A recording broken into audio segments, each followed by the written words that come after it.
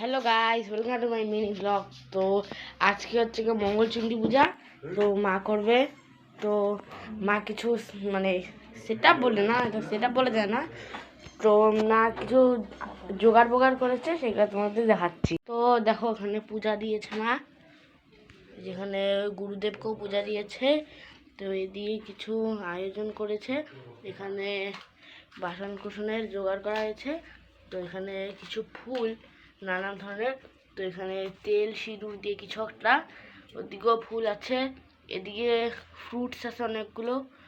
তো ওদিকে মানে ওখানে বাসন আছে। আর ওখানে যে দেখছো ওটা আমি দিব, ওটা তুলসী ঠাকুরকে দিব। আমাদের বন্ধুরা চলে এসেছি, এই যে আমাদের কালী মন্দির, লেখা উপরে মা। তো এখানে সেটা হচ্ছে শিব মন্দির, দেখো ওখানে লেখা শিব মন্দির। তো এখানে লেখা মা আনন্দময়ী কালীবাড়ি। এই যে এটা রাধা গোবিন্দ জগন্নাথ মন্দির,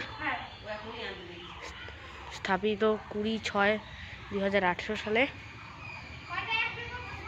এটা 17, এটা থেকে 17/10/2009। আর থেকে ওটা হচ্ছে কি 15/7/2012-তে।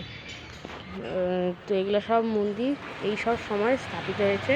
এটা হচ্ছে কি শিব মন্দির, এটা কালী মন্দির, এটা জগন্নাথ মন্দির। জগন্নাথ বলি, ওই যে রাধা গোবিন্দ জগন্নাথ মন্দির।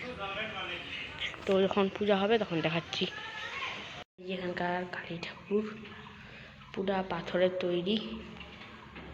সেই দেখো এইসব, এগুলা মা সব নিয়ে এসেছে। এই দেখো বন্ধুরা এখন পূজা করা হচ্ছে। তো পূজা শেষ হয়ে গেলে পরে দেখাচ্ছি। বাড়িতে এসে গেছি। তো আজকের মতো এতটুকু ব্লগ, টাটা।